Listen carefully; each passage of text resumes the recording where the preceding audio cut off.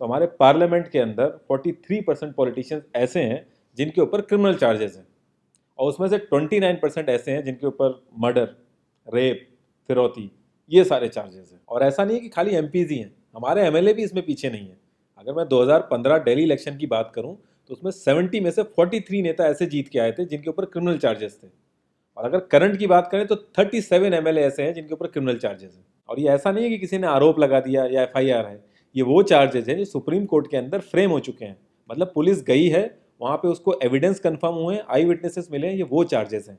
ये प्रॉब्लम तो बहुत ही छोटी सी है कि पार्टीज क्रिमिनल्स को टिकट ना दें और लोग क्रिमिनल्स को वोट ना दें, लेकिन इस छोटी सी प्रॉब्लम के लिए 1999 से लड़ाई चल रही है और अभी तक इसका सोल्यूशन नहीं हुआ है। 1999 में एसोसिएशन फॉर डेमोक्रेटिक रिफॉर्म, जिसे एडीआर नाम से ज़्यादा जानते हैं लोग, इन्होंने जो भी क्रिमिनल्स हैं पॉलिटिक्स में, इनके लिए एक पीआईएल डाली दिल्ली हाई कोर्ट में, और दिल्ली हाई कोर्ट ने उसको एक्सेप्ट भी कर लिया। जब दिल्ली हाई कोर्ट ने ये पीआईएल एक्सेप्ट की थी तो ये चीज़ वहीं ख़त्म हो गई थी। ये जो नेता जिन्हें हम जिता के लाते हैं ना, ये सब लोगों ने मिल के उस पीआईएल के अगेंस्ट में सुप्रीम कोर्ट में अपील कर दी। जब सुप्रीम कोर्ट से भी इनकी अपील खारिज हो गई तो हमें वो देखने को मिला जो हमने कभी नहीं देखा था, ये सारी पार्टियां एक हो गई।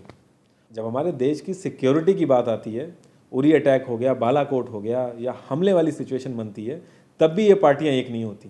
लेकिन इस चीज़ के लिए ये सारी पार्टियां एक हो गई थी, और ये सारी चीज़ें एक ही जगह आके फंस जाती हैं।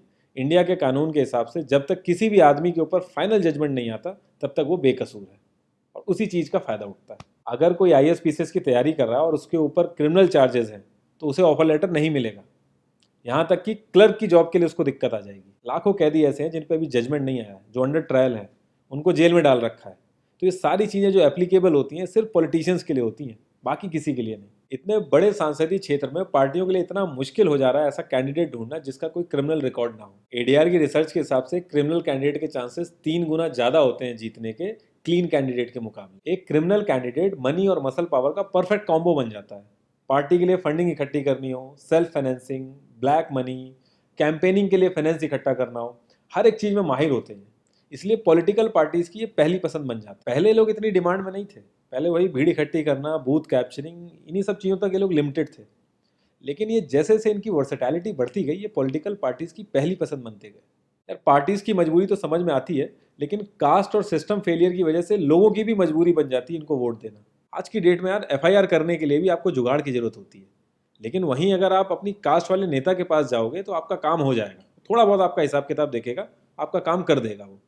तो ये जो सिस्टम कमज़ोर है, ये मजबूर करता है लोगों को इन लोगों को वोट देने के लिए, और ये लोग पूरा ध्यान रखते हैं कि ये सिस्टम कभी स्ट्रांग ना हो। अगर तुम क्लोजली ऑब्जर्व करो तो हर नेता यही तो समझाने की कोशिश कर रहा है कि सिस्टम सारा खराब है, सिस्टम में ये कमियां हैं, और मैं तुम्हें इस सिस्टम से बचा लूंगा।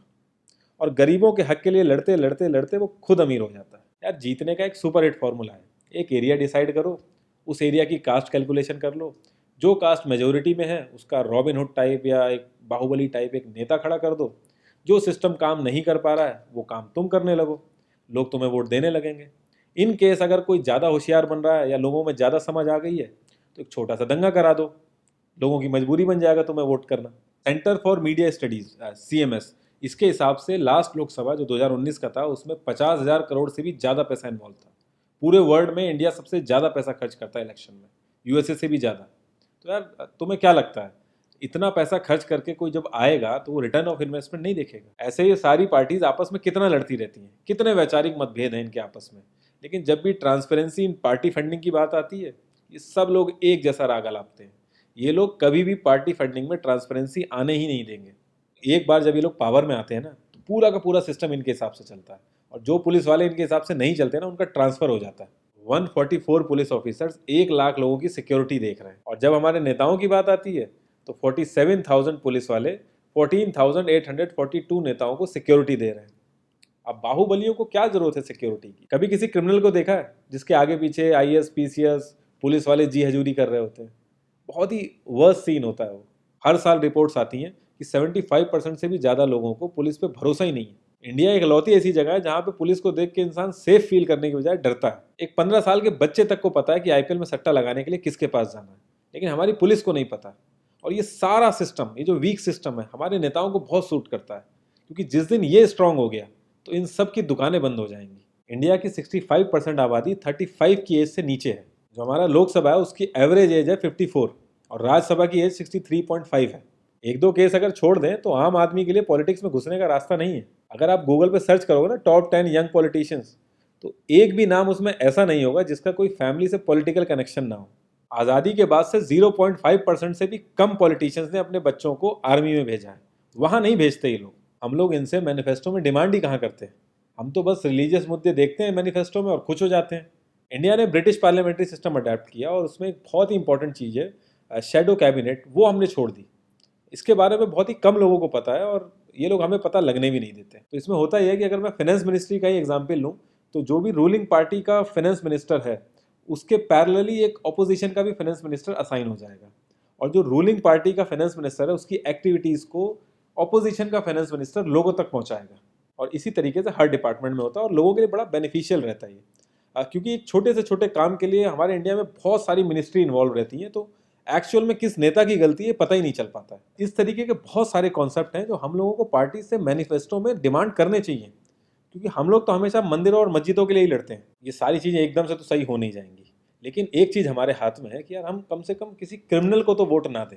और ऐसा तो होता नहीं कि सारे के सारे लाइन से क्रिमिनल ही खड़े हो जाते हैं। हमें बस इतना करना है कि जो भी कैंडिडेट क्रिमिनल है हमें बस उसे वोट नहीं देना है, भले ही वो हमारी फेवरेट पार्टी का हो, भले ही वो हमारी कास्ट का हो। बस एक दो बार हमें ऐसे करना है, फिर इन लोगों को टिकट ही मिलना बंद हो जाएगा पार्टियों से। जितनी रिसर्च हम अपना मोबाइल फ़ोन खरीदने में करते हैं ना, उसकी 10% रिसर्च भी अगर हमने अपने कैंडिडेट के बारे में कर ली तो ये क्रिमिनल जितने भी हैं पार्लियामेंट में नहीं दिखेंगे, ये वहीं दिखेंगे जहाँ इनको होना चाहिए।